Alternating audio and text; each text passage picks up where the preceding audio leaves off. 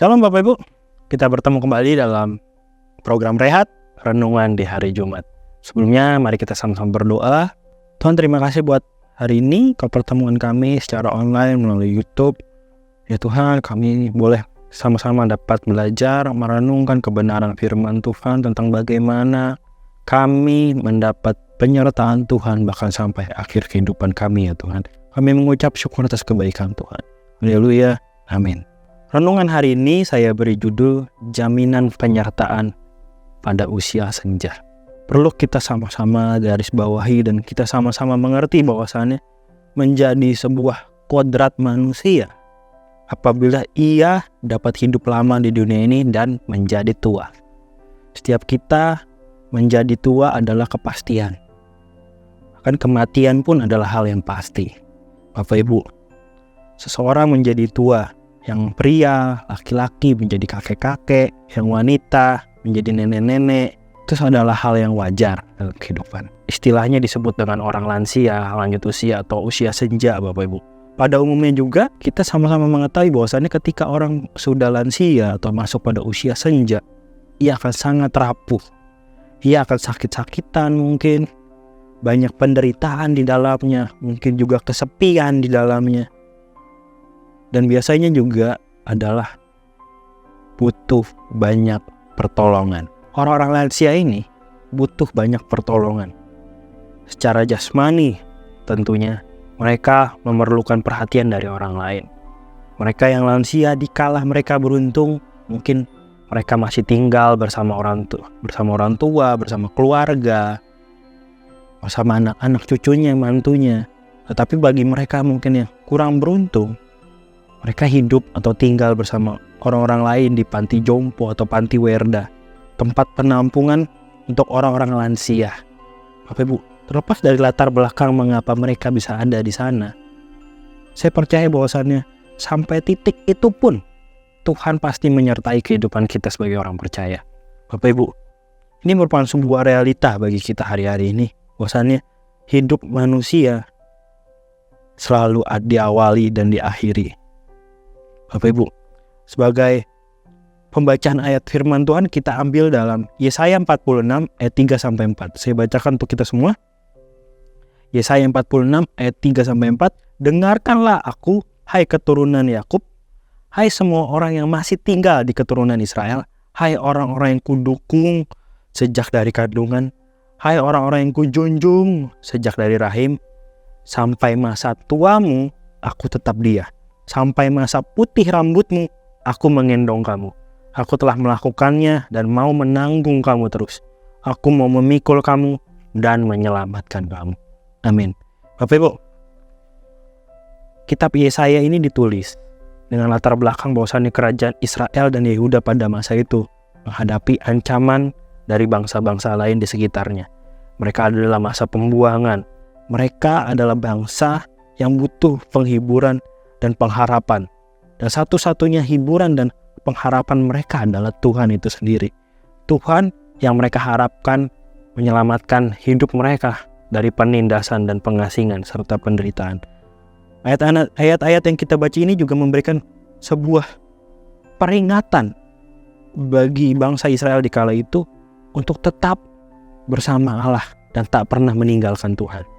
Meskipun mereka dalam kesulitan, penderitaan, Allah tetap setia kepada mereka, bahkan mau menyelamatkan mereka.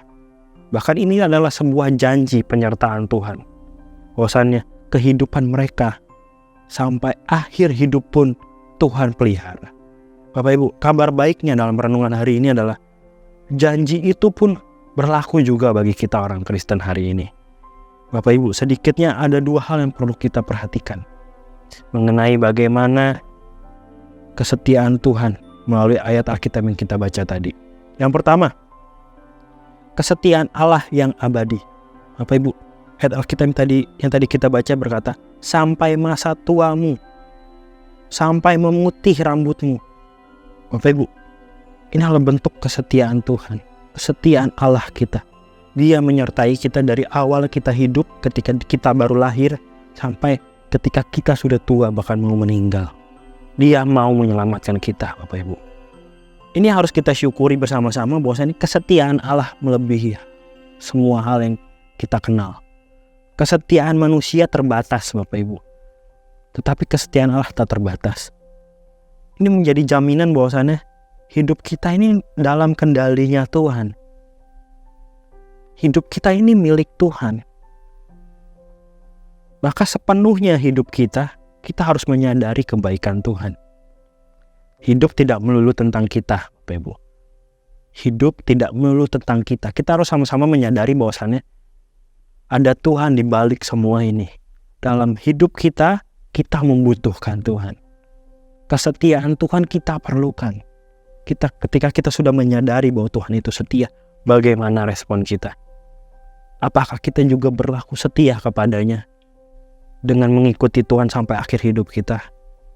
Jawab dalam hati masing-masing, Bapak. Yang kedua, Bapak Ibu, yang dapat kita pelajari dari ayat pembacaan Alkitab kita hari ini adalah pemeliharaan Tuhan dalam segala usia. Bapak Ibu, saya percaya bahwasannya Allah menyertai umatnya dalam masa muda sampai saat-saat tua, dalam suka maupun duka. Tuhan menyertai umatnya. Tuhan menyertai kita, Bapak Ibu. Ini mengingatkan kita juga bahwasannya sebagai orang Kristen, kita memerlukan pemeliharaan dan dukungan Tuhan. Kita memerlukan pemeliharaan dan dukungan Tuhan.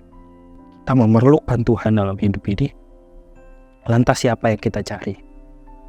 Kita harus bertanya dalam hati bahwasannya kita memerlukan Tuhan. Maka saya harus mencari Tuhan sepanjang hidup.